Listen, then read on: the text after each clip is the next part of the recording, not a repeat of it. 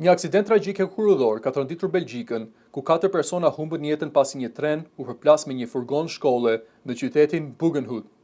Sipas autoriteteve belge, viktimat janë 2 nxënës me nevoja të veçanta, të moshës 12 dhe 15 vjeç, një shoqëruese 27 vjeçare dhe drejtuesi 49 vjeçar i furgonit.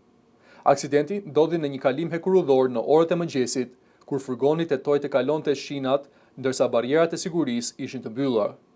Policia tha se treni, i cili vinte nga Brugë, goditi fuqishëm mjetin ku ndodheshin 7 fëmijë, shoferi dhe një asistente.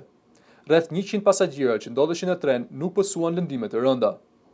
Autoritetet kanë nisur një hetim për të zbuluar arsyet pse furgoni hyri në shinat e trenit, pavarësisht sinjalistikës së sigurisë.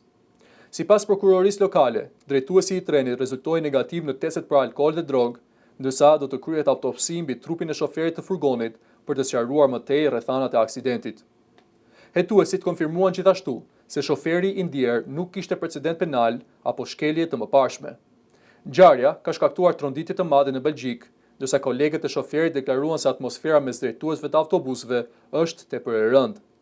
Belgjika, e njohur për rrjetin e dendur hekurudhor që kalon përmes qyteteve dhe fshatrave, ka regjistruar 10 aksidente në kalimet hekurudhore vitet e fundit.